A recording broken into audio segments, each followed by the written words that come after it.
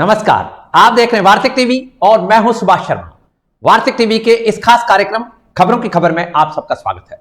आज के इस प्रोग्राम में हम यूं तो बात करने जा रहे हैं महाराष्ट्र में किस तरह का राजनीतिक संकट है, किस तरह की उठापटक चल रही है, इसके ऊपर एक डिटेल प्रोग्राम हम आपके समक्ष लेकर आए हैं। और आपको आज हम जानकारी देने जा रहे हैं कि भारतीय जनता पार्टी महाराष्ट्र में क्यों छाछ को भी फूंक फूंक कर पीना चाहती है और शिवसेना को उद्धव ठाकरे से झटक लेने के बाद ही अब एकनाथ शिंदे और भारतीय जनता पार्टी का ये जो गठबंधन है ये सरकार बनाने की तरफ बढ़ेगा। ऐसा क्यों है, क्यों शिवसेना को पहले लेना चाहते हैं और क्यों भारतीय जनता पार्टी अपने सदे हुए कदम रख रही है, इसके ऊपर आज हम इन डिटेल एक प्रोग्राम करेंगे। और इस प्रोग्राम में हमारे साथ होंगे भारतीय जनता पार्टी के पूर्व मंत्री रहे हुए इस वक्त विधायक हैं जोगेश्वर जी गर्ग हमें ज्वाइन करेंगे, और साथ ही कांग्रेस की तरफ से भी हमने इनवाइट किया है क्योंकि वहां पर कांग्रेस शिवसेना के साथ महाअघाड़ी के गठबंधन में है। हालांकि यूं यदि हम देखें तो कांग्रेस अभी किसी स्थिति में नहीं है और पता नहीं कांग्रेस के नेतृत्व को किस तरह की बात इसमें सुझाई दे रही है, लेकिन कांग्रेस चूंकि शामिल है इसलिए हमने कांग्रेस के प्रवक्ता, वरिष्ठ प्रवक्ता हैं डॉक्टर प्रदीप जी चतुर्वेदी को इनवाइट किया है। साथ ही हमारे साथ होंगे सीनियर पॉलिटिकल एनालिस्ट श्रीमान जगदीश जी शर्मा और पॉलिटिकल साइंटिस्ट डॉक्टर तमन्ना जी खोसला। तो इस पैनल के साथ हम महाराष्ट्र के मुद्दे के ऊपर बातचीत करेंगे, लेकिन इस मुद्दे की हम शुरुआत करें इससे पहले हम आपको एक ऐसी जानकारी देना चाहते हैं जिसने कि आज पूरे देश में अचानक से हड़कंप मचा दिया है। और यह घटना कहीं और से नहीं, आमतौर पर शांत रहने वाले राजस्थान में हुई, जहां पर कि कुछ मुस्लिम कट्टरपंथियों ने एक ऐसी वारदात को अंजाम दिया है जिसने भी इस वारदात के बारे में सुना है वो सन्न रह गया है कि किस तरह से दिन दहाड़े एक व्यक्ति की पैगंबर के नाम पर गला रेत कर हत्या कर दी गई। इसके बारे में हम आपको थोड़ी डिटेल देना चाहते हैं और इसके बाद आज के हमारे मुख्य मुद्दे की तरफ हम बढ़ेंगे। तो हम आपको ये बता दें कि राजस्थान के उदयपुर में ये वारदात हुई जहां पर मुस्लिम कट्टरपंथियों ने एक हिंदू स्वतंत्रता है, जहां संविधान का कानून का राज है, वहां पर ये जो कानून हाथ में लेकर और एक फिरका परस्त समझ लीजिए, एक मजहबी कट्टरता का जो परिचय दिया जा रहा है, ये कितना खतरनाक साबित हो सकता है ये सोचने से बाहर की बात है। पिछले दिनों नुपुर शर्मा के इस मामले में हालांकि भारतीय जनता पार्टी ने नुपुर शर्मा और नवीन जिंदल को पार्टी से अलग करके अपना पल्ला झाड़ लिया हो, लेकिन ये मामला अभी भी कहीं शांत होने का नाम नहीं ले रहा है। और इसमें आज जिस तरह की वारदात हुई है ये देश के माहौल के लिए बहुत खतरनाक है। तो ये थी आज की एक ऐसी खबर जिसने पूरे देश को झकझोर कर रख दिया है। सोशल मीडिया पर इस वक्त जबरदस्त ये वीडियोस और ये खबर वायरल है, इसलिए एक अपडेट के तौर पर और जिस तरह का माहौल है, जिस तरह के माहौल को बनाया जा रहा है देश में, उसकी एक वानगी हमने आपके सामने रखी है। अब हम आज के हमारे मुद्दे की तरफ आगे बढ़ते हैं और हमने जैसा कि आपको बताया आज हम महाराष्ट्र की जो सियासी उठापटक है उसके बारे में बातचीत करने जा रहे हैं। जैसा कि हमने आपको बताया कि राजनीतिक भंवर में फंसे महाराष्ट्र की सियासत में जबरदस्त उतार चढ़ाव देखने को मिल रहे हैं। राजनीतिक कुहासे के बीच कई तरह के दांवपेच सामने आ रहे हैं। सत्ता पर काबिज रहे महाविकास आघाड़ी का कुनबा पशुपस में है, जबकि शिवसेना का गढ़ टूटकर दूसरी छावनी में मुख्तार बदली का झंडा फहराने की तरफ अग्रसर है। और इस अदला बदली में भाजपा बहुत ही सावधानी से फूंक फूंक कर कदम रख रही है, क्योंकि भाजपा पहले अजीत पवार के साथ सत्ता के दूध से मुंह जला बैठी थी। इसलिए आप इसे यूं भी कह सकते हैं कि इस बार भाजपा एकनाथ शिंदे के साथ छाछ को भी सावधानी से पीना चाह रही है। शिवसेना सुप्रीमो उद्धव ठाकरे से बगावत कर गुवाहाटी में जमे एकनाथ शिंदे ने आज जहां 50 विधायकों के जमावड़े का ऐलान कर एक बार फिर शिवसेना पर दावा ठोक दिया है, वहीं मुख्यमंत्री आवास छोड़कर शिवसेना हेडक्वार्टर में आ बैठे सीएम उद्धव ठाकरे पूरी तरह सत्ता की जमीन खिसकती देख अब गीदड़ भभकी देने की बजाय लरजते हुए बागियों को लौट आने की गुहार पर आ चुके हैं। इस बीच महाराष्ट्र में चल रही राजनीति का सेंटर अब दिल्ली पहुंच गया है, जहां पूर्व मुख्यमंत्री और भाजपा विधायक दल के नेता देवेंद्र फडणवीस ने भाजपा अध्यक्ष जेपी नड्डा समेत वरिष्ठ नेताओं से मिलकर सियासी मंत्रणा की है। फडणवीस आज दोपहर करीब 2 बजे विशेष विमान से दिल्ली पहुंचे। सूत्रों की माने तो एकनाथ शिंदे भी वहां पहुंचने वाले हैं। माना जा रहा है कि भाजपा शिंदे गुट के साथ सरकार बनाने पर मंथन कर रही है। इसकी जो मॉडलिटीज हैं वो तय होने के बाद ही सरकार के स्वरूप की भी घोषणा होगी। अभी तक की जानकारी से लग रहा है कि फडणवीस की अगुवाई में एकनाथ शिंदे को उप मुख्यमंत्री और उनके गुट के करीब 1 दर्जन विधायकों को मंत्री बनाया जा सकता है। इनमें 8 कैबिनेट और 5 राज्य मंत्री हो सकते हैं। उधर बागियों के ठिकाने गुवाहाटी के होटल की बुकिंग 12 जुलाई तक बढ़ाई गई है। इससे लगता है कि सुप्रीम कोर्ट में 11 जुलाई को डिप्टी स्पीकर नरहरि झरवाल को अयोग्य ठहराने की याचिका पर सुनवाई के बाद ही तस्वीर साफ हो पाएगी। डिप्टी स्पीकर झरवाल द्वारा एकनाथ शिंदे गुट के विधायकों को अयोग्य ठहराने के नोटिस के खिलाफ शिंदे गुट ने सुप्रीम कोर्ट में याचिका लगाकर इस कार्रवाई का विरोध किया है। शिंदे गुट ने सुप्रीम कोर्ट के समक्ष दलील रखी है कि डिप्टी स्पीकर स्वयं ही पद पर रहने के लिए अयोग्य हो चुके हैं, क्योंकि अब विधानसभा का बहुमत उनके साथ नहीं है। ऐसे में वे आखिर किस तरह किसी अन्य को अयोग्य ठहराकर फैसला दे सकते हैं। इस पर सुप्रीम कोर्ट ने अयोग्य ठहराए गए विधायकों की कथित अयोग्यता पर रोक लगाते हुए 11 जुलाई को डिप्टी स्पीकर से जवाब मांगा है। 21 जून से शुरू हुए इस राजनीतिक घटनाचक्र में खास बात यह है कि भाजपा और शिंदे गुट ये चाह रहे हैं कि विधानसभा के स्पीकर का मामला पहले तय हो, जिससे कि फ्लोर टेस्ट को आसानी से किया जा सके और दल बदल कानून का भी हल निकाल लिया जा सके। साथ ही शिवसेना के निशान का भी निर्णायक हल निकाल लिया जा सके, जिससे आगामी चुनाव में भाजपा पहले की तरह शिवसेना से गठबंधन को जारी रख सके। ऐसा ना होने की सूरत में इसे उद्धव की शिवसेना की ओर से चुनौती का अंदेशा है। महाराष्ट्र विधानसभा में फिलहाल स्पीकर का पद रिक्त है। ऐसे में एनसीपी के नरहरि झरवाल डिप्टी स्पीकर के तौर पर स्पीकर का कामकाज देख रहे हैं, लेकिन 26 जून को बागी विधायकों की ओर से उन्हें अयोग्य ठहराने का नोटिस दिया जा चुका है।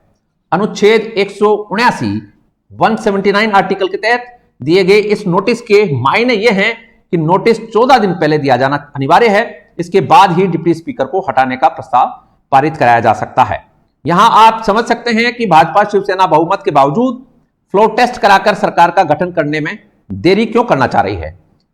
इस धड़े की जो रणनीति है वो साफ लग रही है कि पहले डिप्टी स्पीकर झरवाल को हटवाकर उद्धव गुट से स्पीकर की पावर समाप्त करवाई जाए और इसके बाद अपने किसी सीनियर एमएलए को स्पीकर के पद पर आसीन कर आगे की कार्रवाई की जाए।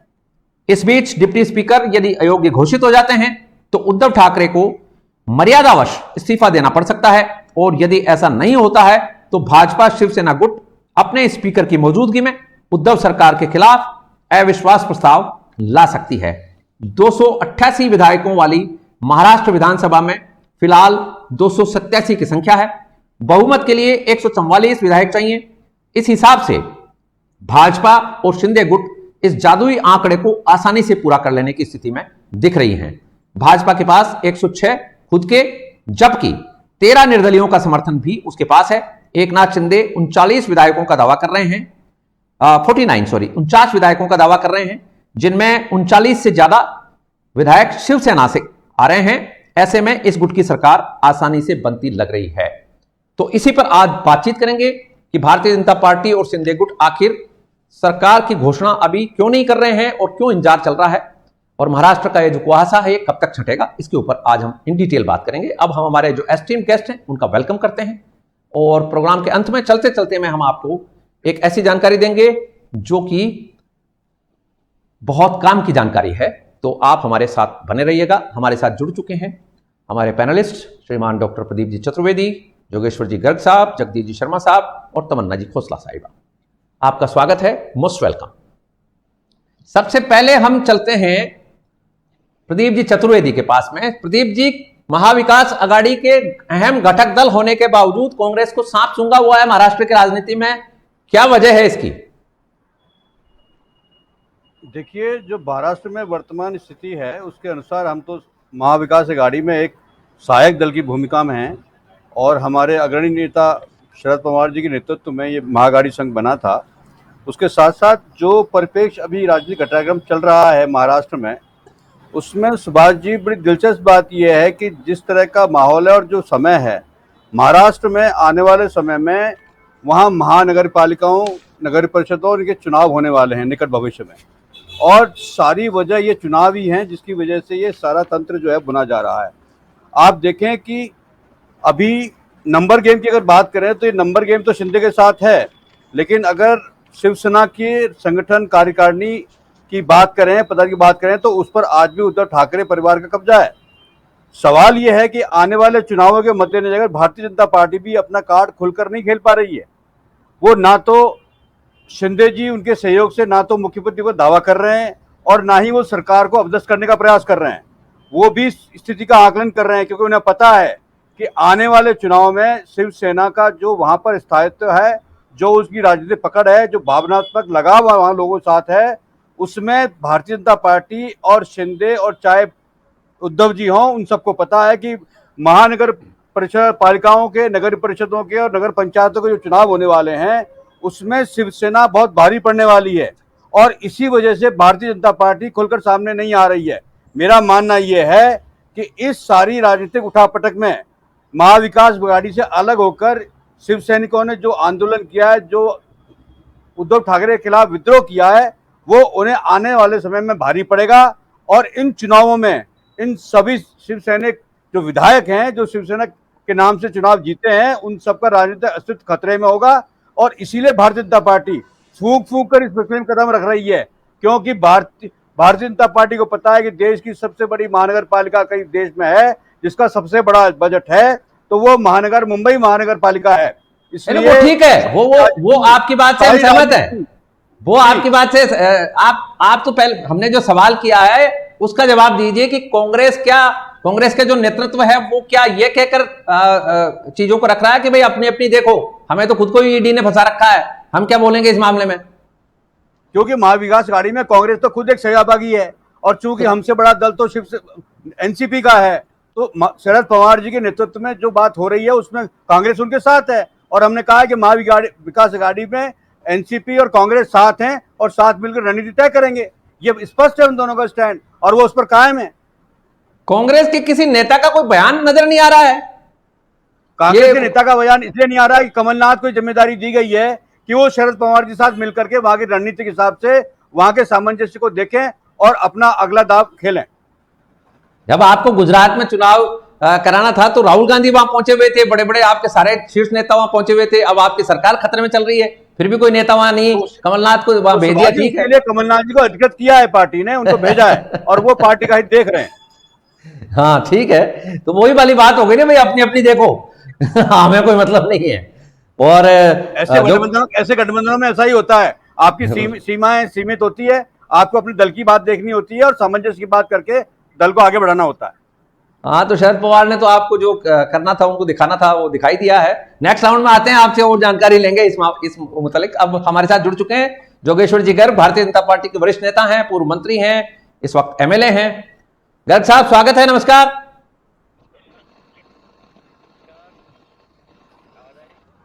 आवाज थोड़ी सी क्लियर नहीं आ रही है, थोड़ा लाउडली बोलेंगे। नमस्कार। हाँ, अब आ गई आवाज आपकी। भाई जी आ गई आवाज। तो क्या भारतीय जनता पार्टी क्यों ये इसको छाछ को भी फूंक फूंक कर क्यों पी रही है? अब तो वो स्थितियां नहीं है, अब तो आपके सामने बहुमत एकदम जादुई आंकड़ा आपके सामने पड़ा हुआ है, फिर भी आप देर क्यों कर रहे हैं? इतना राजनीतिक उठापटक क्यों करा रहे हैं? देखिए, अभी पहले चतुर्वेदी जी को आपने जो प्रश्न पूछा था इसका जवाब वो नहीं दे रहे, मैं दे देता हूं। महाराष्ट्र की वर्तमान राजनीति में जो घटनाक्रम चल रहा है उसमें कांग्रेस की भूमिका कितनी है उस बारे में आपने पूछा था। तो जब सब्जी बनाते हैं, सब्जी में छौंक लगाते हैं, उसमें जीरे की जितनी भूमिका होती है उतनी भूमिका वहां कांग्रेस की रह गई है। इसलिए वो कुछ समझ करने की स्थिति में नहीं है। रही बात हमारी, तो इस एक बात से तो कोई इनकार नहीं करेगा कि महाविकास अघाड़ी इस समय बहुमत खो चुका। इतनी बड़ी संख्या में शिवसेना के और निर्दलीय विधायक जो एक जगह बैठे हैं, मजेदार बात यह है कि शिंदे जी को जो मनाने गया वो भी वहीं रह गया। मतलब शिंदे जी के तर्कों में इतना दम है कि जो भी उनको समझाने मनाने गया शिवसेना की तरफ से या और किसी तरफ से, निर्दलीय भी कोई गया, वो भी वहीं रह गया, उनके ग्रुप में शामिल हो गया। तो इससे साबित होता है कि वो आदमी सही है और वो ठीक दिशा में सोच रहा है। शिवसेना राइट, कनेक्शन में कोई प्रॉब्लम है। जोगेश्वर जी असल में इस वक्त यात्रा में हैं, कुछ समय का मैनेजमेंट थोड़ा सा गड़बड़ाया है, थोड़ी देर में जुड़ जाएंगे संभवतः। तो हेलो जी आ रही है, आवाज आ रही है आपकी, बोलिए तो कंप्लीट कर आ रही लीजिए। है ना? हाँ आ रही है। मैं थोड़ा सा ट्रैवलिंग में रह गया, अभी 10 से 15 किलोमीटर दूर हूँ। कोई बात नहीं, तो जब तक एक राउंड कर लेते हैं। हाँ, तब तक आप दूसरे को देख लीजिए, मैं 15 मिनट में पहुंच जाऊंगा घर। ठीक है, ऐसा कर लेते हैं, वो ज्यादा ठीक रहेगा। बिल्कुल ठीक है, आप पहुंचिए सेफली। तो हम जगदीश शर्मा साहब को चर्चा में लाना चाहते हैं। शर्मा साहब, क्या लगता है महाराष्ट्र की राजनीति किस तरह से देख रहे हैं, किस तरह का नित नया ये घटना चक्र सामने आ रहा है? कानूनी पहलू भी हमने जैसे हमारे प्रीव्यू में भी बताया कि शिवसेना जो है वो अब एकदम लरजने वाली स्थिति में आ गई है। इसके क्या कारण है? उद्धव ठाकरे एकदम से अब नरम पड़ गए हैं, पहले धमकियां दे रहे थे। और कानूनी स्थिति की बात भी, आप भी पॉलिटिकल एनालिस्ट हैं, क्या स्थिति देख पा रहे हैं? क्यों नहीं Bharatiya Janata party floor test की बात कर रही है, बजाय कि अब वो पहले डिप्टी स्पीकर के ऊपर उद्धव के खिलाफ, मतलब जो वार भारतीय जनता पार्टी को या एकनाथ शिंदे गुट को उद्धव ठाकरे के खिलाफ करना था, वो डिप्टी स्पीकर के ऊपर केंद्रित है इस वक्त। इसके पीछे क्या कहानी आपको लगती है? देखिए सुभाष जी, ये तो लीगल लड़ाई का मुद्दा है। पहले से डिप्टी स्पीकर को, जो कि शिवसेना के हैं, उसके हैं एनसीपी के, उनको हटाने के बारे में बातचीत चला दी गई थी। शिंदे ग्रुप ने डिप्टी स्पीकर के खिलाफ अविश्वास प्रस्ताव पहले ही प्रस्तुत कर दिया। इस सब के बावजूद उन्होंने शिवसेना, जो शिंदे ग्रुप है, शिंदे के समर्थक 13 विधायकों को नोटिस जारी कर दिया और उनसे एक्सप्लेनेशन मांग ली। तो ये आशंका हो गई शिंदे ग्रुप को कि ये अपना गेम खेलेंगे और ये कोई काम होने नहीं देंगे। इसीलिए वो वहां से सुप्रीम कोर्ट गए और सुप्रीम कोर्ट में जाकर उन्होंने यही प्लीडिंग की कि जब डिप्टी स्पीकर के खिलाफ अविश्वास प्रस्ताव पेंडिंग है तो वो आगे की कार्रवाई कैसे चालू रख सकते हैं, क्योंकि जो प्रावधान है उनके तहत अगर डिप्टी स्पीकर या स्पीकर के खिलाफ किसी प्रकार का अविश्वास सदन के सदस्य व्यक्त करते हैं तो उनको सबसे पहले उसकी सुनवाई होती है, उससे पहले कोई भी प्रोसीडिंग दूसरी ली नहीं जाती है। तो ये सवाल ही सुप्रीम कोर्ट ने कहा है, उनको नोटिस देकर भी पूछा है कि 11 तारीख तक आप हमें बताइए कि किस तरीके से आपने ये कार्रवाई की है। तो ये इसलिए भी सावधानी बरती जा रही है कि पहले डिप्टी स्पीकर को निपटा जाए, क्योंकि जो काम ये बाहर बैठ के कर रहे हैं, अभी कुछ हुआ नहीं है, तभी इन्होंने शुरू कर दिया 3 दिन का नोटिस जारी करके, जिसमें भी एक दिन संडे, शनिवार को नोटिस जारी किया, मंडे की शाम को 5 बजे तक उन्होंने जवाब मांगा है।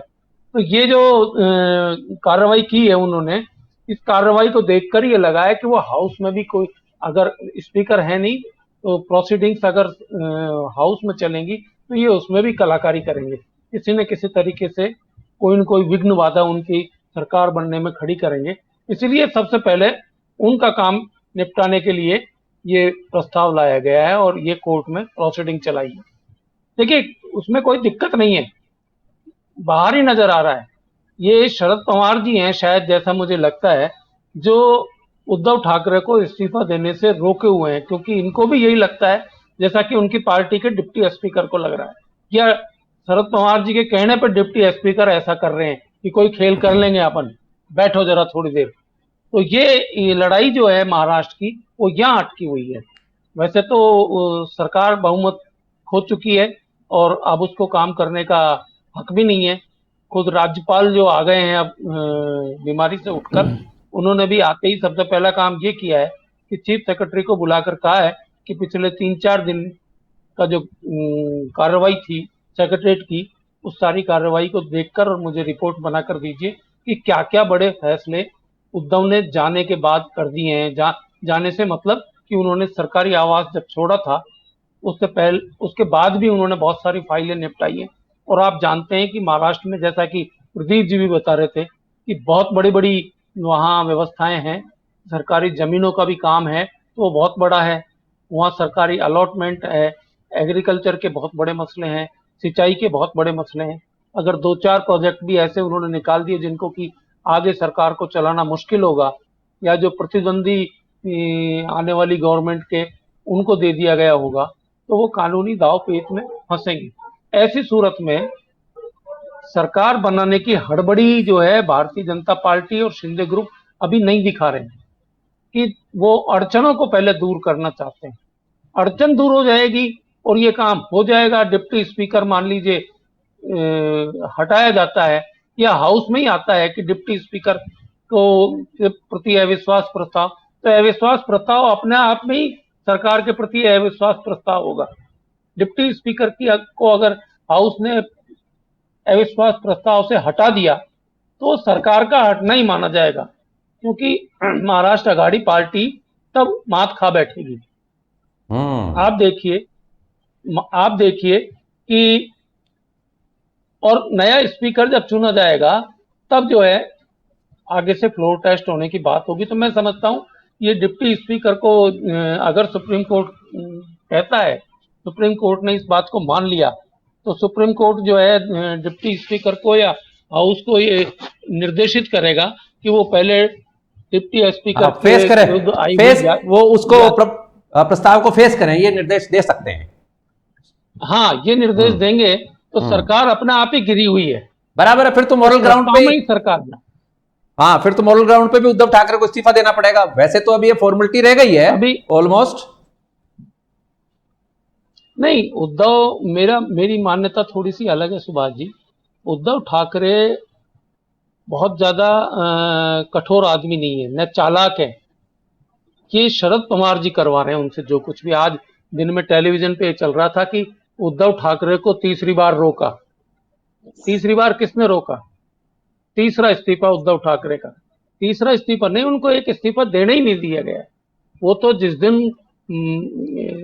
वो उनका जो सरकारी आवास है, उस सरकारी आवास को छोड़कर जैसे ही वो मातोश्री में आए अपने निजी आवास में, उसी दिन उनका इरादा था कि अब इस्तीफा भेज देना चाहिए, क्योंकि उनको लग गया कि भाई ज्यादातर जो उनके अपने लोग हैं, अब आप अंदाजा करिए कि इनके पास केवल 8 मिनिस्टर रह गए हैं और उन्हीं मिनिस्टरों में ये कामकाज को अदल बदल कर रहे हैं, और उसके साथ ही कैबिनेट की मीटिंग कर रहे हैं। कैबिनेट की मीटिंग हो कैसे सकती है जब मेजोरिटी नहीं है? तो ये सब कुछ इलीगल वर्क हो रहा है। इस बीच कैबिनेट ने क्या क्या पारित किया है, गवर्नर ने आते ही जो है इसकी डिटेल मंगवाई है कि कैबिनेट ने क्या क्या चीजें पास की हैं। और कैबिनेट का जब कोरम ही पूरा नहीं है तो फिर कैबिनेट की बैठक कैसे हो सकती है? कोरम ही पूरा नहीं हो सकता, क्योंकि मिनिस्टर तो उनके गुवाहाटी बैठे हुए हैं। तो ऐसी सूरत में कैसे हो सकता है? जहां तक आप कांग्रेस का वो कहें, कांग्रेस तो वैसे भी पिछलग्गू गई थी, और योगेश्वर गर्ग जी ने जैसे बताया है कि इनकी भूमिका कितनी सी कैसी है, वो भूमिका जो है उतनी सी है उनकी, और इसीलिए कांग्रेस का कोई भी लीडर बोलने की स्थिति में वहां पर है नहीं। कांग्रेस को लग रहा है या तो ये हो सकता है कि या तो ये हो सकता है कि कांग्रेस एक तरह से मूक दर्शक बनके और एनसीपी की जो दादागिरी चल रही थी सरकार में, उसको एक ठंड पिलाने की चक्कर में हो कि भाई इनका भी इलाज हो जाएगा। असल में कांग्रेस भी नाराज थी। हाँ, असल में जो स्थिति चल रही थी उद्धव ठाकरे जी के नेतृत्व में, वो ये थी कि न तो शिवसेना के नेताओं को कोई पूछ रहा था। उद्धव ठाकरे शिवसेना के अपने एमएलए और मंत्रियों को ही पूछ नहीं रहे थे। ये तो हमने देख लिया, सुन लिया टीवी पे, कई दिनों से अलग अलग लोग अलग अलग तरीके की बातें करते सुनाई दी हैं। और कांग्रेस को भी नहीं पूछ रहे थे। कांग्रेस वाले भी नाराज ही थे उनसे असल में, लेकिन वो सरकार छोड़ के कहां जाए? सरकार छोड़ के नहीं जा सकते। ये सारा खेल तो केवल एनसीपी कर रही थी। एनसीपी शरद पवार के नेतृत्व में एक तरीके से सरकार चलाना, और सरकार के क्या बड़े फैसले होने हैं उनमें शरद पवार जी किस तरीके से लाइन देते थे, उस हिसाब से वो फैसले हो रहे थे। तो ये जो नाराजगी हुई है शिवसेना के एमएलए और मिनिस्टरों में भी जो नाराजगी हुई है, और इतनी इस लेवल पर नाराजगी थी, ये इसी वजह से थी। देखो, एक चीज जो टेलीविजन पे कही जानी चाहिए कि नहीं, जिसको कहते हैं ना कि माल खाना, ये माल खा रहे थे शरद पवार जी और उद्धव ठाकरे को शेयरिंग कर रहे थे। लेकिन जितने भी ये हिंदूवादी एमएलए थे शिवसेना के, जो लगभग सारे ही हैं, ये ये इस बात से प्रताड़ित थे, गुस्से में थे कि भाई हमारी सरकार है, हम शिवसेना मुख्य रूप से सत्ता में है, हमको पूछ ही नहीं रहे, मिनिस्टर है, मिनिस्टर से पूछ ही नहीं रहा है, और प्रस्ताव पारित हो रहे हैं और फैसले हो रहे हैं, ऑर्डर हो रहे हैं सरकार के बड़े बड़े इन्वेस्टमेंट के। तो ये क्या हो रहा है? कांग्रेस वाले भी इसीलिए नाराज थे कि हमको भी नहीं पूछा जा रहा है। केवल शिवसेना जो एनसीपी है वही केवल संतुष्ट थे, उनको ठीक से माल मिल रहा था और काम चल रहा था। तो अभी भी जो है शरद पवार इस बात पे उनको इस्तीफा देने से रोके हुए हैं, डिप्टी स्पीकर के माध्यम से या स्पीकर के चुनाव में अगर होता है कुछ खेला हो जाता है तो उस खेले के माध्यम से रोक लेंगे और चीजों को कंटिन्यू कर लेंगे जैसे तैसे। खेला तो गुवाहाटी में होइबा, चल रही, खेला तो गुवाहाटी में होइबा। हाँ, आप पूछ रहे थे कि भारतीय जनता पार्टी क्यों सावधानी पूर्वक चल रही है, क्यों डिले कर रही है सब चीजों। ये डिले इसलिए किया जा रहा है कि कोई टेक्निकल फॉल्ट अलग अड़ नहीं जाए, कोई विघ्न बाधा पैदा करने वाले जो है राहु केतु को भी पहले से ही निपटा लिया जाए। तो ये स्थिति है सुभाष जी। राइट, तो आगे बढ़ते हैं और तमन्ना जी को चर्चा में लाते हैं। तमन्ना जी, एज पॉलिटिकल साइंटिस्ट आप इस पूरे सागा को किस तरह से देखती हैं, जबकि हिंदुत्व के नाम पर पहली बार भारत के इतिहास में, अब जो आजाद भारत है उसके इतिहास में पहली दफा हिंदुत्व के मुद्दे पर कोई सरकार गिरने वाली है। अन्यथा हमारे यहां पर पॉलिटिकल करेक्टनेस के चक्कर में कभी इस तरह की बात कही नहीं गई, लेकिन एकनाथ शिंदे रिपीटेडली ये बात कह रहे हैं कि हम हिंदुत्व का मुद्दा आगे बढ़ा रहे हैं और इसीलिए हमने इस सरकार को गिराने का सोच लिया, संकल्प ले लिया है। आप क्या सोचते हैं, किस तरह की पॉलिटिक्स की तरफ देश बढ़ता जा रहा है, किस तरह की पॉलिटिक्स आपको अब नजर आने वाली है? देखिए सुभाष जी, बेसिकली तो जो हिंदुत्व का जो बेसिक बढ़ोतरी है वो काफी हद तक पॉलिटिक्स में हो गई है, चाहे वो ऑपोजिशन पार्टीज हो हिंदुत्व के अगेंस्ट, या वो नैरेटिव जो है वो हिंदुत्व का ही है, and that is going to continue for at least 20-25 years now, or more, you know, because Hindutva has gained its grounds now, and चाहे वो opposition parties हो वो भी अपना narrative हिंदुत्व पे बना रहे हैं। आप कांग्रेस का देखिए, शशि थरूर जी ने अपनी बुक लिखी why I am a Hindu. तो नैरेटिव जो है बेसिकली जो वो हिंदुइज्म पे ही है, एंड उसको बीजेपी के इस पर्टिकुलर टैक्टिक्स को हटाना बहुत मुश्किल है, क्योंकि अब वो पूरे नेशन का नैरेटिव बन गया, and world wide this has been seen that you know there is a rise of Hindutva politics in India. So I guess that is there, and basically आप देखेंगे तो एंटी डिफेक्शन लॉ जो है, अगर ये गवर्नमेंट अगर गवर्नमेंट का गिरना हो तो अगर किसी मंत्री को निकालना हो तो वो एंटी डिफेक्शन लॉ से निकाल सकते हैं कि उन्होंने वोट किया अपनी पार्टी के अगेंस्ट, बट अगर 2/3 मेजोरिटी है तो वो नहीं गिरा सकते। तो आई गेस एकनाथ शिंदे जी का जो हिंदुत्व पॉलिटिक्स है, इट हैज उनका जो बेसिक रैंक है इस पर्टिकुलर इशू पे वो हिंदुत्व है, और वो इस तरह से सबको अपनी तरफ खींच रहे हैं। तो या राइट, तो प्रदीप जी के पास चलते हैं। और प्रदीप जी, जैसा तमन्ना जी कह रही हैं कि देश में अब जो पॉलिटिक्स होने वाली है आगामी 20-25 साल का, जैसा इन्होंने बताया है, हो सकता है कि थोड़ा ज़्यादा हो थोड़ा कम हो, लेकिन ये बात, इस बात में दम है कि अब जो नैरेटिव बिल्डिंग का काम है वो हिंदुत्व इसका बहुत बड़ा एक जिसको कहते हैं की रोल प्लेयर होगा। ऐसे में क्या हम आपसे जान सकते हैं कि ये आपके खिलाफ जो वहां महाराष्ट्र में जो कुछ हुआ है इसके पीछे एकमात्र कारण हिंदुत्व आपको नजर आता है, या कि आप किसी और एंगल को देखते हैं? और एक सवाल इसी के साथ में हम आपसे ये भी जानना चाहते हैं कि 15% की परवाह आपकी पार्टी ज्यादा करती है और मेजोरिटी की परवाह कम करती है, इसके क्या कारण लगते हैं आपको? सुभाष जी, देश की परिस्थितियों में राजनीति का जो स्तर है बहुत बदल गया है, दृष्टिकोण भी बदल गया है, और उसके साथ कांग्रेस पार्टी का दृष्टिकोण भी बदला है। ऐसा नहीं है कि हम लोग जो आज से 70-80 साल पुरानी जो हमारी धारणा थी उस पर ही काम कर रहे हैं। हम भी एक फ्लेक्सिबल सेटअप में आए हैं, और जो वर्तमान स्थिति में जिस तरह की सरकार का रुख है, चाहे सरकार का अपना हिंदुवादी रुख भी हो, तो हमने ये सब चीज़ देखी है और राजनीति में जो सामने होता है उसके अनुसार रणनीति बनती है। कांग्रेस भी बात को समझती है कि जो बहुसंख्यकवाद है उसकी जो बात देश में हो रही है, भारतीय जनता पार्टी कर रही है, उसकी तैयारी भी कांग्रेस अब करने लगी है और उसकी विचारधारा में परिवर्तन आया, ऐसा नहीं है कि नहीं है। लेकिन सवाल ये नहीं है, सवाल यह कि आप देश की राजनीति में सामाजिक स्तर पर आप कमजोर वर्गों को छोड़कर सिर्फ एक वर्ग की राजनीति करें, तो मैं समझता हूं ये कोई बहुत लंबी राजनीति का मुद्दा नहीं है।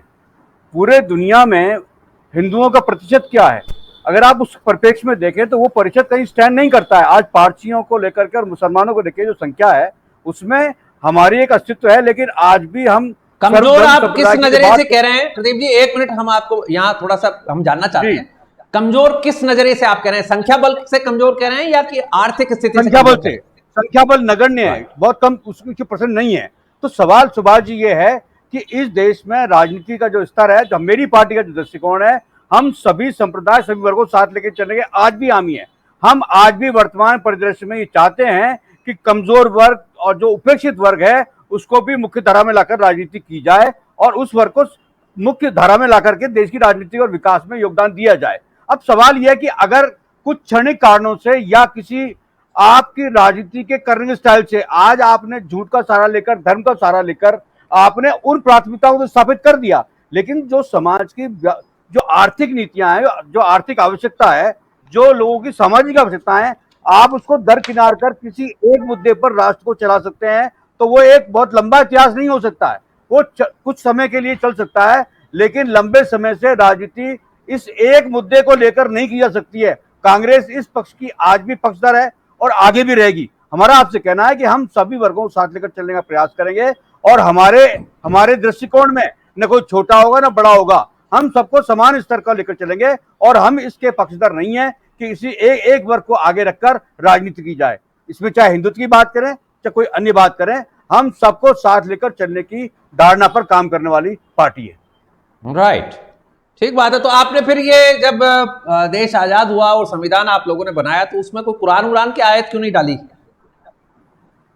देखिए, उस समय जो देश की परिस्थितियां और समय था और जिस तरह नेतृत्व था, उसने सबसे पहले स्वतंत्रता प्राप्ति के लिए जो कुछ भी आहुति देनी थी वो दी, क्योंकि हमारी स्वतंत्रता प्राप्ति पहली प्राथमिकता थी। लेकिन उसके बाद स्वतंत्रता प्राप्ति के बाद हमारी धारणाएं बदली हैं, हमारी प्राथमिकताएं बदली हैं और हमारा दृष्टिकोण बदला है। तो आप ये क्यों नहीं कह रहे हैं, आप ये क्यों नहीं एक्सेप्ट कर रहे हैं कि आजादी के समय कांग्रेस का नारा था, हिंदुओं के प्रति उनकी सहानुभूति थी, जो कि 52 के चुनावों के बाद बदली है? मैं आपसे कह रहा हूं कि जो समय स्थिति परकाल में जो स्थितियां उस समय मान्य थी वो मानी गई हैं, उस समय उसकी जो प्राथमिकताएं थी वो मानी गई। आप जब राजनीति करते हैं और देश में जब पहला एक सूत्र कार्यक्रम था कि देश को स्वतंत्रता प्राप्त करनी है, तो उस स्वतंत्रता प्राप्ति में हमने कई अपने हितों की अग्नि की आहुति भी दी है। सबने मिलकर के सबसे पहले तय किया कि स्वतंत्रता प्राप्त की जाए ताकि हम अपना और अपनी पीढ़ी का भविष्य बना सकें। तो अंग्रेजों से तो बाद में आप लोग वोट बैंक की राजनीति, बाद में वोट बैंक की राजनीति में आ गए, आप यूं कहना चाह रहे हैं? सभी आए हैं। आज वोट बैंक की राजनीति तो हर आदमी कर रहा है। तो ये जो भारतीय जनता पार्टी कर रही है बहुमत के वोट बैंक की राजनीति, ये क्या गलत है? जी, आज की परिस्थिति को स्वतंत्रता प्राप्ति के समय की परिस्थिति आप कल्पना नहीं कर सकते, वो दोनों परिस्थितियां भिन्न हैं। आज हम विकासशील देश की दौर में खड़े हैं। सबका हमें एक मिनट आप ही की बात पर आ रहे हैं। संविधान आपने बनाया, उसके तब तो आप पूरी तरह होश में थे। उस वक्त आपने किसी पारसी का जरथुस्ट्र का उसमें फोटो लगाया हो संविधान में, आपने कोई कुरान की आयत वहां लगाई हो, आपने कोई क्रिश्चियन जीसस का कोई क्रॉस बनाया हो, तब तो हमारे समझ में आती कि कांग्रेस सभी वर्गों को शुरू से ही साथ लेके चल रही है। 52 के चुनाव के बाद ये कह रहा हूं सुभाष जी, जब मैं आपसे कह रहा हूं डायनामिक शिफ्ट लिया गया है, करते हुए बात आगे बढ़ी थी, तो उसमें इसका सवाल कहां से उठता है?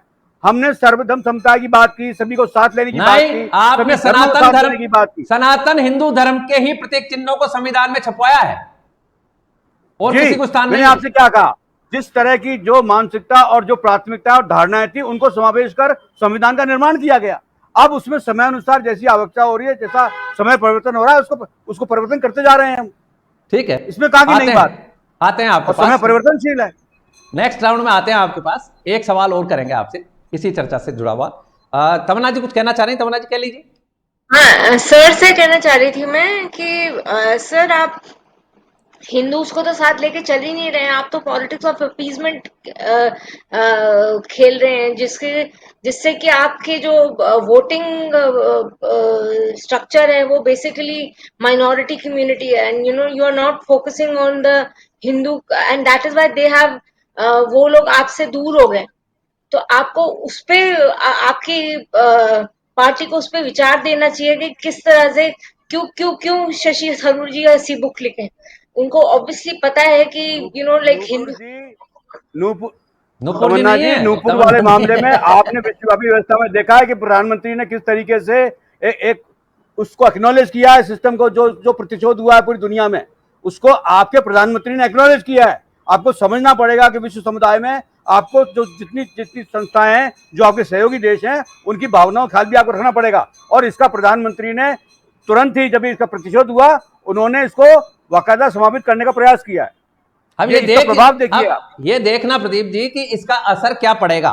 ये जो हिंदुत्व के कार्ड के ऊपर सरकार बनाने वाले लोग हैं, इनके ऊपर इस बात का क्या असर पड़ेगा जो आप विश्व समुदाय के दबाव में कार्रवाई करना बता रहे हैं।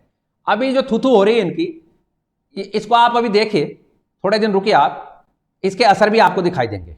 और ये जो राजस्थान के उदयपुर में आज घटना हुई है, ये घटना इतनी विभत्स घटना है कि इसका क्या जवाब है फिर आप इस तरह की राजनीति करने वाले लोगों के पास में?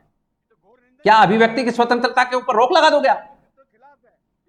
करते हैं, चाहे कोई भी समाज में किसी व्यक्ति का हो, जो ऐसा काम करेगा उसकी घोर निंदा की जानी चाहिए, उसको कड़े से कड़े दंड दिया जाना चाहिए, ताकि समाज में ये स्थापित हो कि इस तरह की जो सजा है वो ऐसी हो जो लोग सोच न सके।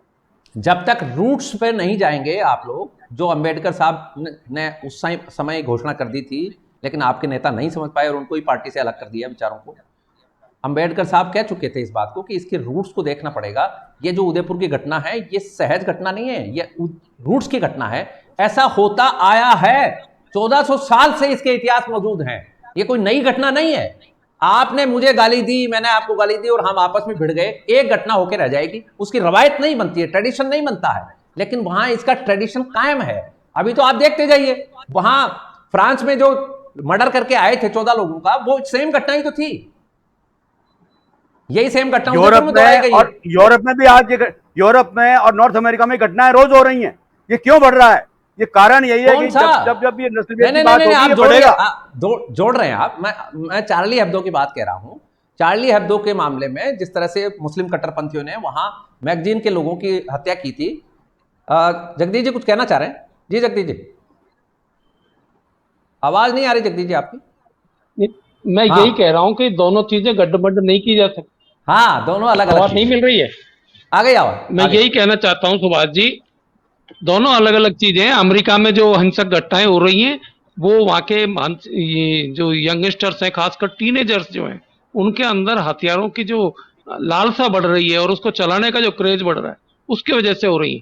और फ्रांस में और ब्रुसेल्स में और ये जहां यहाँ जो घटनाएं हुई हैं सेंट्रल यूरोप में, वहां की घटनाएं बिल्कुल अलग ढंग की है। वो उसी ढंग की घटनाएं जैसे कि हिंदुस्तान में हो रही है, हिंदुस्तान में हो रही है। अब मैं आपको एक उदाहरण रिसेंट का ही और बता देता हूँ। जी बताइए। ये बीजेपी की जो स्पीकर थी प्रवक्ता नुपुर शर्मा, उसके खिलाफ मुद्दा हुआ, बीजेपी ने तुरंत उसको पार्टी से निकाल दिया। भला किया जो भी एक्शन हुआ। उस समय कांग्रेस पार्टी की तरफ से या ये जो तथाकथित लिबरल है, उसके ऊपर एक अलग ढंग का आरोप था। लेकिन जब कल मोहम्मद जौहर को जिस ढंग से पुलिस ने पकड़ा है ऐसा ही काम करते हुए, उसमें हाहाकार मचा हुआ है पूरे उसको। मोहम्मद जुबैर जो हैं, जो आर्ट न्यूज के संस्थापक डायरेक्टर संचालक थे, वो जिस ढंग से खेल रहे थे चीजों से, तो उसको पकड़ते ही 1.5 दिन देखिए पूरा टीवी और अखबार और ये सब भरे पड़े हैं तथाकथित वामपंथियों, लिबरल और इन सब के रिएक्शन से। तो ये आप देखिए जरा, ये जो कांग्रेस सेक्युलर उसमें बिलीव करती है सेटअप में, और नारा देती है कि हम संविधान के पोषक हैं, संविधान बनाने वाले हैं, तो संविधान में इन्होंने ही तो अभिव्यक्ति की आज़ादी दी है। लेकिन एक कांग्रेस नेता का बयान ये नहीं आया कि भाई नुपुर शर्मा ने जो कहा है वो ठीक है, जांच का विषय, आप मुकदमा दर्ज कराइए, लेकिन अभिव्यक्ति की स्वतंत्रता का हनन नहीं होना चाहिए देश में। ये किसी ने नहीं कहा है, बल्कि ये कहा है कि भारतीय जनता पार्टी सांप्रदायिक माहौल खराब कर रही है। अब ये जो आग में घी का काम किया जा रहा है, ये उदयपुर जैसी घटनाएं इसीलिए होती हैं फिर, ये इस तरह के जो प्रोटेक्शनवादी जो लोग हैं जो आ जाते हैं, मोहम्मद जुबैर वाले मामले में भी यही लोग आ रहे हैं सामने। अब इससे माहौल खराब होता है फिर, और फिर एक कटुता फैलती है, जहर फैलता है। और इसीलिए कांग्रेस को यह समझ में नहीं आ रही है कि 85% वोट जो है वो आपकी तरफ देख तक नहीं रहा है।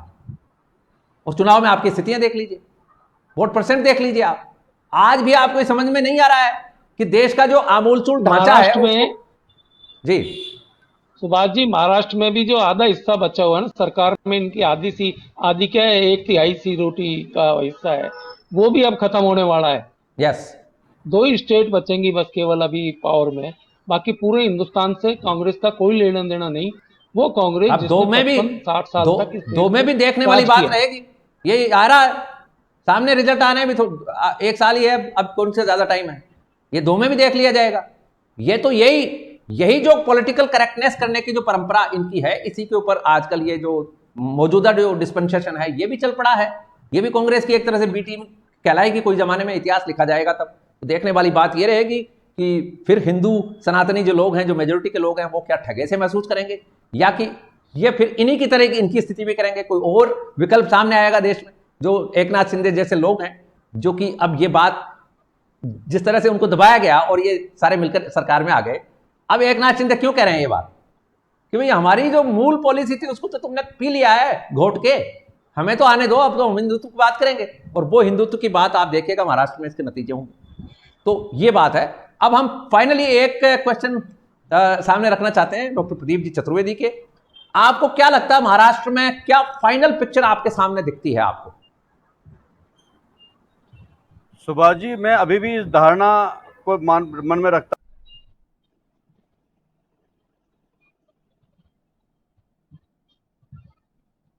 कनेक्शन कटा अचानक।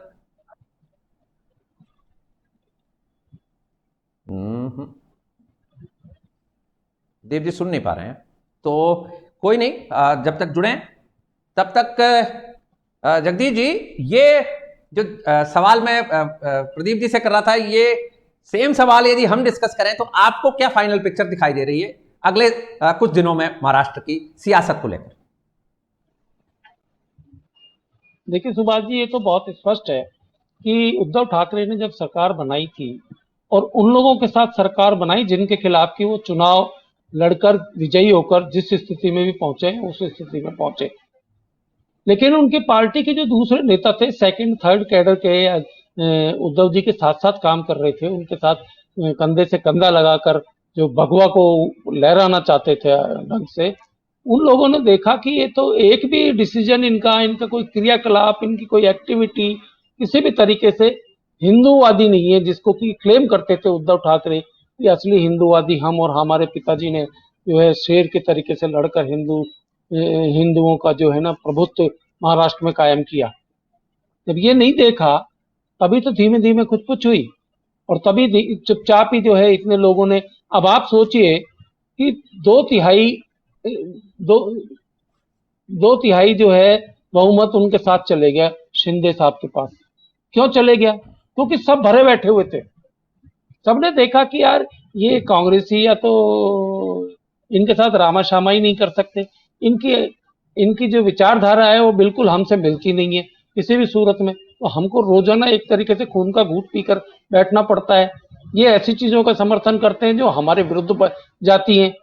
तो ये जो 2-2.5 साल जो सरकार चल गई, ये सारा बर्दाश्त कर रहे थे ये लोग, और जब एक मौका लगा और एक आदमी ने साहस कर जो है क्या कहें उसको, खूंटा छुड़ाकर भागने की कोशिश की, तो सारे के सारे फोक जो है वो उनके साथ साथ बाहर निकल आया ग्वाड़े से। तो ये मेरा कहना है कि ये जैसे ही स्थितियां ऐसी बनी जिसमें कि विचारधारा को लेकर मुद्दा उठा, और ये इसीलिए कामयाब हो गए क्योंकि इन्होंने किसी लालच में, सत्ता पाने के लालच वगैरह में सरकार को बनाना नहीं किया।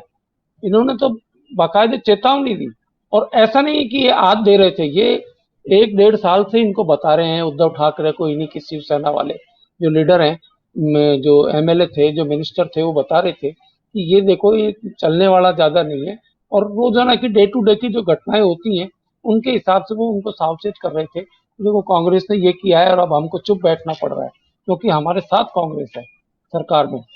तो ये घुट रहे थे एक तरीके से अंदर ही अंदर, और जैसे Right. अवसर मिला तो बाहर निकलकर आ गए मैदान में, और इन्होंने अलग गुट बनाया। इतना बड़ा गुट बना लिया कि अब उनके पास कुछ बचा ही नहीं है। उद्धव ठाकरे के साथ तो अब वो लोग बचे हैं जिनको अभी भी समझ में नहीं आ रही है कि हम सत्ता में कैसे रहेंगे। उनको समझ में आ रही है कि उद्धव साहब के साथ ही रहकर कुछ सत्ता का लाभ आनंद लिया जा सकता है। इतने से लोग बचे, वरना शिवसेना के कार्यकर्ता जो है वो ज्यादातर ये सोचते हैं कि हिंदूवादी जिस विचारधारा के लिए वो खड़े हुए हैं शिवसेना के बैनर तले, वो उसका काम तो हो नहीं रहा है। मैंने आपको अपनी की बातचीत में मैंने ये भी समझा दिया कि किस तरह का काम नहीं हो रहा है। तो ये सारी परिस्थितियां ऐसी बन गई थी Right. जिसकी वजह से अब इसमें कांग्रेस का कहीं कोई लेना देना नहीं। ये शरद पवार की मैनेज की हुई थी कांग्रेस, तो ताकि नंबर गेम पूरा किया जा सके। कांग्रेस को तो ये भी समझ में नहीं आता कि हम शिवसेना के साथ क्यों हैं। ठीक कह रहे हैं कांग्रेस को अगर समझ में आता तो कांग्रेस जो है इनके साथ नहीं लगती। आप देखिए जरा सत्ता तो के चक्कर में ये ऐसी धुरविरोध, परिस्थिति में क्या आप कर सकती देखिए है कांग्रेस? कि एकदम धुरविरोध की जो पार्टी है उसके साथ कांग्रेस चली गई और भारतीय जनता पार्टी से परेज करती है। वही गुड़ खाए और गुलगुलों से उसके परहेज साथ करे। चले। कांग्रेस की स्थिति तो ऐसी रही ना कि वे गुड़ गुड़ गुड़ खा और गुलगुलों से हम परहेज करेंगे। तो चतुर्वेदी साहब जुड़ चुके हैं, क्या कहेंगे? हमने आपसे सवाल जो रखा, फाइनल पिक्चर क्या दिख रही है आपको महाराष्ट्र की? देखिए, महाराष्ट्र की राजनीति में तो कांग्रेस का एक ही उद्देश्य था कि भाजपा को सत्ता से दूर रखने का जो भी फार्मूला उन्हें सूट करता था उन्होंने किया है, और ये उनकी राजनीति का हिस्सा है कि भाजपा को सत्ता से दूर रखने का जो भी प्रयोग किया जा सकता है कांग्रेस कर रही है, और महाराष्ट्र में उसी का परिणाम है। महाविकास अघाड़ी का जो गठबंधन बना था उसके अगुवा तो शरद पवार ही थे, और आज भी शरद पवार हैं। तो शरद पवार की रणनीति पर ही महाराष्ट्र की राजनीति चल रही है, और मतलब अभी भी महाराष्ट्र में कुल मिला के ठीक रख शरद पवार के सिर पे फोड़ना चाहते हैं। जी, हमारे गठबंधन का नेता है, तो वो जब नेता हैं तो राजनीति भी वही करेंगे। संख्या बल में हम तीसरा दल हैं, इसलिए हमारी जो स्थिति है उसमें हम भाजपा को सत्ता में आने से रोकने के लिए जो कुछ भी कर सकते हैं राजनीतिक रूप से वो हम कर रहे हैं। क्या लगता है रोक पाएंगे? बिल्कुल रोकेंगे। ओके, आपके कॉन्फिडेंस की दाद देनी पड़ेगी कि जगदीश जी कुछ कह रहे हैं। जब तक कोई चीज नहीं होती सुभाष जी, माना जाना चाहिए कि वो नहीं हो सकती है। जी जगदीश जी कुछ कह रहे हैं, क्या कह रहे हैं मैं ये जगदीश जी? कह रहा था, अभी चतुर्वेदी जी कह रहे थे कि चूंकि शरद पवार ही करने वाले थे इस सब मामले में, तो हम तो उनकी डिसीजन पर लगे हुए हैं। उनका कांग्रेस पार्टी के जितने एमएलए हैं वो सारे के सारे कांग्रेस पार्टी के हिसाब से जीते, अपनी पॉलिसीज के ऊपर जीते, अपनी ताकत के बल पे जीते, और एनसीपी के खिलाफ भी जीते। एनसीपी से चुनाव लड़के जीते हैं, इनके विरुद्ध भी एनसीपी जीती है बहुत सारी जगह पर, लेकिन ये भी एनसीपी को हरा कर जीते हैं। फिर उनके साथ ही कैसे चले गए? और उनके साथ चले गए जो कि इनकी पार्टी, इनकी पॉलिसी के बिल्कुल विरुद्ध हैं सरकार चलाने के मामले में। तो ये जो रुख है, ये इतना कमजोर कांग्रेस कब से हो गई? एनसीपी के विधायक भी तो शिवसेना के खिलाफ चुनाव लड़कर जीते थे जगदीश जी। एनसीपी के विधायक भी तो शिवसेना के खिलाफ लड़के चुनाव जीते थे। फिर सवाल ये, गठबंधन तो राजनीति में ऐसे ही होते हैं, तो जब आप नंबर गेम आपके पास नहीं होता है तो गठबंधन की राजनीति इसीलिए होती है। और जो एनसीपी और शिवसेना हो, बीजेपी के खिलाफ चुनाव लड़ी है, अब वो मिलजुल के राजनीति की बात कर रहे हैं, संभावना व्यक्त की जा रही है। इसलिए तो परम्यूटेशन कॉम्बिनेशन गेम है जगदीश जी, जिसको जो सूट करता है। कांग्रेस पार्टी का मुख्य उद्देश्य भारतीय जनता पार्टी को सत्ता से दूर रखने का है, और हमारे पास यही विकल्प उपलब्ध है तो हम कर रहे हैं उस काम को। देखने वाली बात ये रहेगी विकल्प कितने हैं आपके सामने, ये थोड़े दिनों में पता लग जाएगा। बट कॉन्फिडेंस आप लोगों का जोरदार है, जबरदस्त कॉन्फिडेंस है कि इस स्थिति में भी जब पूरी जाजम खिसक चुकी है और फिर भी आप कह रहे हैं कि हम बचा लेंगे, तो ये तो नहीं, अभी समय है, 14 दिन का समय है सुभाष जी, बहुत समय है, आप चिंता मत कीजिए। राजनीति में समय बड़ा खेल होता है। नहीं वो सही है। और शिवसेना वाले जो कुछ वहां बंबई में जो मौजूद हैं लोग, वो ये भी धमकियां दे रहे हैं कि यहाँ आके तो दिखाओ, फिर हम बाहर निकलने नहीं देंगे एयरपोर्ट से। ये भी चल रहा है, कुछ मसल पावर भी हो सकता है वहां इस्तेमाल हो। शिवसेना की राष्ट्रीय कार्यकारिणी 288 में से सिर्फ 40 लोग इनके साथ हैं, बाकी 248 लोगों की कार्यकारिणी आज भी उद्धव ठाकरे के साथ है। मैं आपको कहना चाहता हूं, इसलिए उद्धव ठाकरे अभी भी मजबूत है। संख्या बल में कमजोर हो सकते हैं, लेकिन राष्ट्रीय गठबंधन के नाम पर, पार्टी के नाम पर और पदाधिकारियों के नाम पर वो आज भी मजबूत हैं। सरकार जैसे ही बनेगी वैसे ही आप देखिएगा चुनाव आयोग के पास ये सिंबल तो जाएगा। फिर तो बहुत कुछ बदलेगा, फिर तो हाँ। बहुत कुछ बदलेगा सुभाष जी। यस। प्रदीप तो जी, ठीक है। प्रदीप जी, आपको तो राजी होने का और अपने आप को संतुष्ट करने के 50 कारण चाहिए। वही सड़क पे चलने वाले तो अभी शिवसेना के साथ ही हैं। तो ये तो शिवसेना के साथ है, ये तो तब पता बिल्कुल, चलेगा ना कि जब कुछ होगा। भावनात्मक रूप से महाराष्ट्र का हर नागरिक तो आप, शिवसेना के साथ है। लेकिन वो हाँ। कांग्रेस के पक्ष में तो नहीं है ना, आप क्यों राजी हैं? तो हम सहयोगी हैं। जो आ रहे हैं, आज की वर्तमान जो आ स्थिति रहे में हैं हम शिवसेना 51, में सहयोगी हैं। वो जो है ना, वो शिवसेना ही है। अभी आज अभी हम शिवसेना आज से हम अलग नहीं हुए। आज हम वो एनसीपी के 51 जो साथ उसके गुवाहाटी से सहयोगी लौट हैं। रहे हैं, वो शिवसेना के ही हैं। आप चिंता मत कीजिएगा, आने दीजिए उनको, फिर देखते हैं, फिर बताएंगे आपको। हाँ, ये देखिए आप, धमकियां देखिए आप इनकी, ये महाविकास अघाड़ी है। जी ठीक है, फाइनल कमेंट तमन्ना जी नहीं, कुछ मुझे कहना ठीक चाहती से हैं? सुनाई नहीं दे रहा है, बात कट रही है। Can you hear me? क्या चतुर्वेदी जी की आवाज नहीं आ रही थी क्या आपको? नहीं नहीं, मुझे आ रही थी। Okay, Can you hear me? या डेफिनेटली। Yeah. सो यहाँ पर 2/3 मेजोरिटी शिंदे जी के पास है। और जैसे फडणवीस साहब आज मिलने गए उनसे बीजेपी दिल्ली में, and so very soon Shinde साहब also will be talking to them. So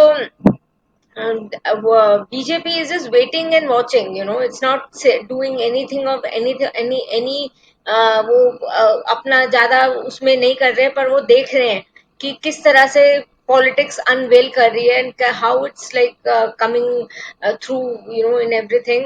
and तो बीजेपी अभी सिर्फ वेट एंड वॉच कर रही है कि क्या कैसे अनफोल्ड होती है महाराष्ट्र पॉलिटिक्स, एंड कैसे शिवसेना जो इनिशियल शिवसेना है, not this the Shivsena Baba Saheb Thackeray वाली, वो कैसे अनफोल्ड करती है, and how the 2/3 majority which Shinde ji claims he has would work towards. दो चीजें इसमें, दो चीजें अलग अलग हैं, दो चीजें अलग अलग हैं इसमें। एक तो ये कि असेंबली के फ्लोर के ऊपर जो तय होगा बहुमत और अविश्वास प्रस्ताव की, जहां तक बात है, वहां तो एमएलए का ही रोल है केवल, वहां कोई कार्यकारिणी का या शिवसेना की काडर का कोई रोल नहीं है। लेकिन शिवसेना का जो सिंबल है, जो इलेक्शन का सिंबल है उनका पार्टी का, उसको तय होने के लिए फिर इनकी सारी की सारी संख्या, इनके पदाधिकारियों का, इनके आनुषंगिक संगठनों का, और फिर इनके महासचिव कितने हैं, उपाध्यक्ष कितने हैं, कार्यकारिणी के सदस्य कितने हैं, ये सारा, इनके पार्षद कितने हैं, ये सब मिलाकर फिर देखा जाएगा कि किधर पलड़ा भारी है, और फिर वो चुनाव आयोग डिसाइड करके चुनाव का जो सिंबल है वो देगा। हो सकता है कि डिसाइड नहीं होता हुआ लग रहा है तो वो फ्रीज भी कर सकता है चुनाव आयोग इनके निशान को, और दोनों को कह दिया जाए कि दोनों अलग अलग निशान के साथ आप लड़ सकते हैं जब तक फैसला नहीं हो। फाइनली फैसला उनको भी करना पड़ेगा, लेकिन तब तक क्या सूरतें बनेंगी, सरकार इनकी यदि बन जाती है एकनाथ शिंदे के उसमें, तो फिर हो सकता है कि कार्यकारिणी और पार्षद सबको ही लगेगा कि सरकार के साथ चलना है। सत्ता जहां होती है वहां फिर प्रसाद भी बढ़ता है, तो सब कुछ उसको लेने में भी लग जाते हैं। इन्होंने भी प्रसाद बांटा है, महाविकास अघाड़ी ने भी, तो वो प्रसाद आज तक दिख ही रहा है। एक सवाल हम चलते चलते जगदीश शर्मा साहब से करना चाहते हैं। ये जो अभी बात उठी, डॉक्टर प्रदीप चतुर्वेदी जी ने उस बात को थोड़ा सा रेखांकन किया उसका, कि पड़ोस में जो देश हैं उनका भी ध्यान रखना पड़ता है, और मोदी जी ने भी नुपुर शर्मा के मामले में वो संदेश दिया। इसमें जो देखने वाली बात नजर आ रही है कि शिवसेना जो थी महाराष्ट्र में, वो सनातनी परंपराओं की एक पार्टी रही, और ये दूसरा उदाहरण बनता हुआ दिख रहा है कि पहला सिख कम्युनिटी को हमारे जो सो कॉल्ड पड़ोसी हैं इन्होंने विनोवर किया और अपने साथ मिलाया, और वो खालिस्तान का जो तांडव सबके सामने, कितनी हत्याएं हुई उसमें, और एक हमारे प्रधानमंत्री की भी हमने जान गंवाई, और ये सारा नजारा दिखा। उसमें दोनों विपक्षी दुर्विरोधी जो सदियों से लड़ रहे थे, करीब 300-400 सालों से ये आपस में कम्युनल बेस पर लड़े हैं। सिख मुसलमानों से, इस्लाम से जिस तरह से लड़े हैं वो कम्युनल बेस था। यहां पर शिवसेना जिस तरह की लड़ाई लड़ रही थी मुंबई में, और जिस तरह से दाऊद इब्राहिम के माफियाओं की बात हो, चाहे मुसलमानों की बात हो, बाला साहब ठाकरे तो हमेशा कहते थे कि मुझे मुसलमानों का वोट ही नहीं चाहिए। तो ये जो दोनों धुर सनातनी जो शक्तियां थी, इनको किस तरह से विनोर किया गया है? कि आपको ऐसा लगता है कि इसमें कोई अंदेशा आपको लगता है कि कहीं कराची से या कहीं इस्लामाबाद से कुछ इसमें हुआ हो? जी सुभाष जी, ये मोटे तौर पर देखिए, मैं बता रहा हूं कि ये सरकार जो है ना, ये शरद पवार जी जो कि घाघ राजनीतिज्ञ है, कांग्रेस के तो कुछ समझ में ही आई नहीं, अभी भी उनके समझ में नहीं आ रही है कि हो क्या रहा है। शरद पवार जी कर रहे हैं वहां सारी पॉलिटिक्स। और ये जो उद्धव ठाकरे हैं, ये इमोशनल किस्म के लीडर हैं, साफ सुथरे हैं, इनके ऊपर कोई आरोप नहीं है और इन्होंने जिंदगी को बहुत अच्छे से देखा है। नेचर के फोटोग्राफर हैं अपनी अपनी इमोशंस के हिसाब से। ये तो जब फुर्सत मिलती है कैमरा लेकर जंगल में चल देते हैं, कोई भी बढ़िया सा जंगल देखा। तो ये ऐसे घाघ नहीं है जैसे कि शरद पवार है। शरद पवार जी जैसे घाघ के साथ अगर मिलकर कोई सरकार चलाएगा तो उसमें इमोशन या अपनी पॉलिसी या अपनी विचारधारा या समझ, चाहे वो धार्मिक समझ हो, चाहे सामाजिक समझ हो, आर्थिक समझ हो, वो उसको चलने ही नहीं देंगे। वो तो एक समझ जानते हैं बस, सत्ता की समझ, जिसमें कि खूब पैसा बनाया जा सके और आराम से अपने रहा जा सके, अपनी मर्जी के लोगों को उपरोक्त किया जा सके। तो कभी आपने सुना है कि शिवसेना, ये एनसीपी, नेशनल कांग्रेस किसी नेशनल मुद्दे के ऊपर कोई अपनी राय रखती हुई नजर आई है? कभी नहीं, लेना देना ही नहीं। उनको देश से भी कोई ज्यादा लेना देना नहीं है, उनको अपनी राजनीति से लेना देना है ताकि उस राजनीति के बल पर वो कुछ कर सके। आपको ध्यान होगा कि जो जो केंद्र में यूपीए की सरकार थी, तो उसमें उसमें जो भ्रष्टाचार के आरोप में जितने लिपटे लोग, उसमें एनसीपी बराबर की भागीदार थी। कांग्रेस के अगर दो हैं तो एनसीपी के भी दो ही हैं और दूसरी पार्टियों के भी दो हैं। तो ये एनसीपी बात तो अपना खेल करने में पीछे नहीं रहते। यस। हाँ, तो वो पीछे नहीं रहते खेल करने में। तो ऐसे में कांग्रेस को क्या समझ में आएगा? कांग्रेस को लेकिन महाराष्ट्र में कुछ मिल नहीं रहा है। कांग्रेस की जो बची कुची साख है महाराष्ट्र में, वो और जाएगी अब, राइट। क्योंकि जो सनातनी लोग हैं, शिवसेना वाले, वो कहेंगे कि यार ये तो कहीं भी चले जाते हैं, इनको क्या वोट दें। ठीक ये बात है। तो शिवसेना के साथ भी चले जाते हैं और उनके साथ भी चले जाते हैं, इनको क्या वोट दें। तो ये जो रही सही स्थिति है, जो इतने एमएलए अभी चुनकर आ गए थोड़ी बहुत नाम लेने के, वो भी स्थिति अगले चुनाव में साफ होने वाली है। ठीक बात है। तो प्रदीप जी कुछ कहना चाह रहे हैं, फिर तमन्ना जी कुछ कहेंगे, प्रोग्राम कंक्लूड करेंगे। मैं जगदीश जी की बात को कह रहा हूं कि मैं इसी बलबूते पे कह रहा था ये बात कि सरकार नहीं जाएगी, क्योंकि शरद पवार जैसा दिग्गज आदमी जिसकी 60 साल का राजनीतिक अनुभव है महाराष्ट्र का, और वहां इस जो विधायक जिन्होंने ये विद्रोह किया है, इनकी उम्र भी किसी की 60 साल नहीं होगी। इसीलिए ये जो राजनीति हो रही है उसके प्रणेता शरद पवार ही हैं, और शरद पवार की जो चाल है और जो उनका अनुभव है उसके आधार पर वो आसानी से इस लड़ाई को छोड़ने वाले नहीं हैं। और मेरा मानना है कि 14 दिन का जो समय उनको सुप्रीम कोर्ट से मिला है, ये निश्चय ही शरद पवार उद्धव ठाकरे मिलकर के इस रणनीति का खेल बदल देंगे, ये मेरा विश्वास है। राइट। तमन्ना जी कुछ कहना चाह रही हैं? हाँ जी, बस शरद पवार जी का तो ये है कि obviously he is a Chanakya of Maharashtra and you know like many varied politics, but the fact is that Shivsena government is an extremely corrupt government and उनके टाइम पे कितने नारकोटिक्स के केसेस हुए, कितने एक्टर्स एक्ट्रेसेस पकड़े गए एंड यू नो उनको निकाला गया, कितने केसेस ऐसे हुए हैं। उनके मंत्री दो मंत्री जेल में बंद हैं, दो मंत्री जेल में बंद हैं। नवाब मलिक और अनिल देशमुख तो बंद है ना, जेल में बंद है वो तो सामने ही है सबके। बिल्कुल सही कह रहे हैं आप। जगदीश जी क्या कह रहे थे? बीच में कुछ कहा आपने, सुनाई नहीं दिया आपका। नहीं, मैं तो ये कह रहा था कि कांग्रेस वाले अभी भी ना धो के मुंह धो के बैठे हुए हैं कि दूसरा थाली ला के रखेगा और हम भोजन करेंगे। उनको पता ही नहीं है कि शरद पवार को ही तो मात देने के लिए ये सारा गेम हो रहा है। ये सारा गेम शरद पवार को मात देने के लिए ही हो रहा है और उनको पग पग पे मात मिल रही है। उन्होंने बहुत कोशिश की कि गुवाहाटी में बैठे हुए इन लोगों को तोड़ दिया जाए, इनमें भ्रम पैदा कर दिया जाए, मीडिया के अंदर इस तरह की बात चलाई, मीडिया में ये बात आई भी, जो तथाकथित जो है सेकुलर मीडिया है उसने चालू भी किया कि गुवाहाटी में बैठे हुए थे, उसमें से 20 एमएलए अनुभव की बात कर रहे थे, 60 साल के अनुभव की बात कर रहे थे। इनकी पार्टी के खुद के जो अध्यक्ष हैं उनसे 60 साल सीनियर लोग उन अध्यक्ष जी के अंडर में रहे हैं।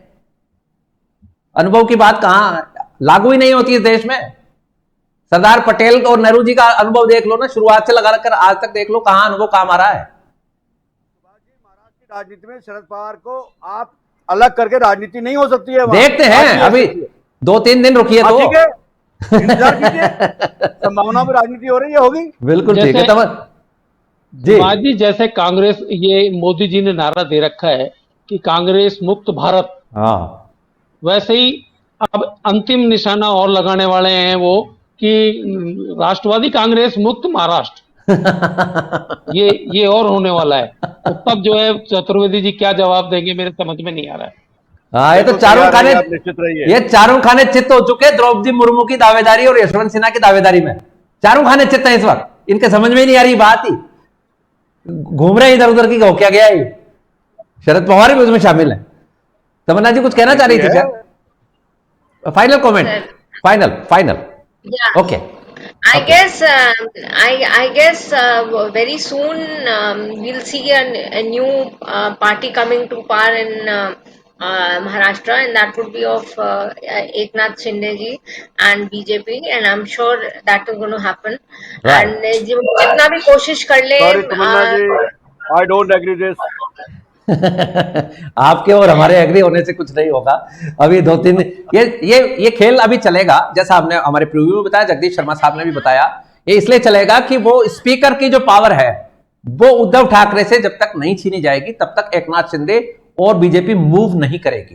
फ्लोर टेस्ट में वो नहीं जाना चाहती, उस पचड़े में अभी नहीं पड़ना चाहती, क्योंकि स्पीकर उनका है नहीं वहां पर। पहले स्पीकर हटेगा और फिर ये सारी कार्रवाई अंजाम होगी। इसलिए 11 जुलाई तक तो सुप्रीम कोर्ट के प्रीव्यू में है मैटर, तो सुप्रीम कोर्ट का मसला अभी पेंडिंग है, और जब पेंडिंग मैटर होता है, सब जुडिस मैटर होता है तो फिर ये कोई एक्शन उस तरह का दिखेगा भी नहीं।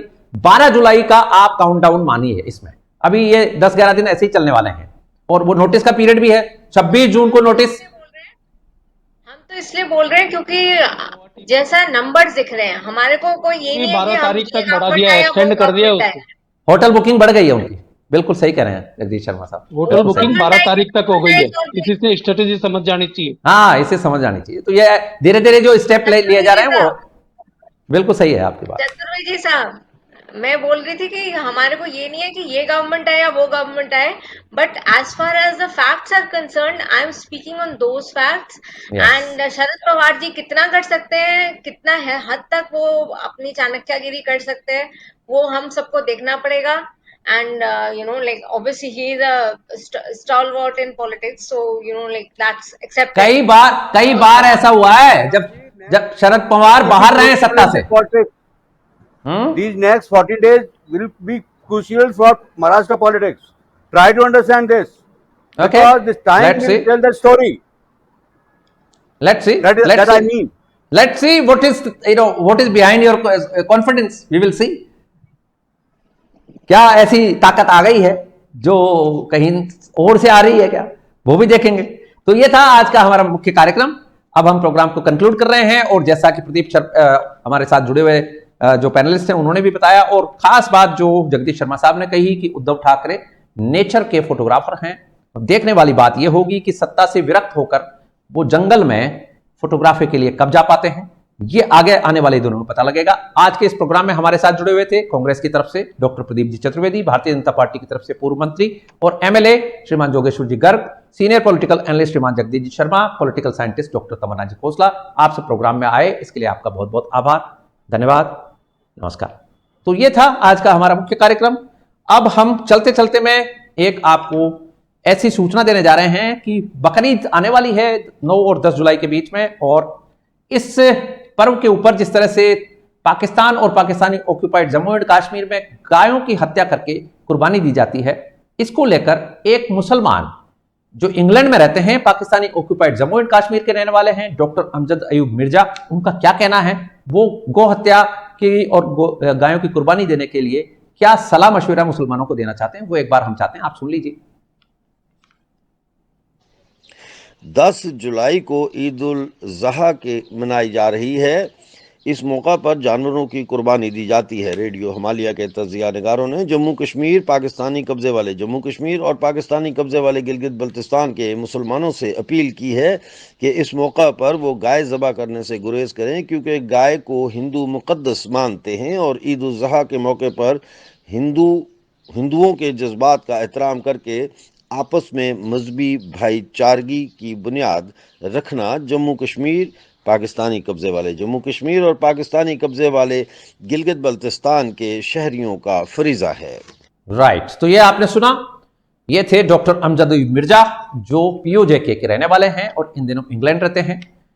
उन्होंने किस तरह की अपील की है, और ये गायों को बेवजह कुर्बानी का शिकार करने वाले लोगों को समझना चाहिए, क्योंकि इसका मजहब से कोई लेना देना नहीं है। इसको भी समझने की बात रखी जानी चाहिए और ये जागरूकता सबके जिम्मे है कि वो इस जागरूकता को फैलाएं।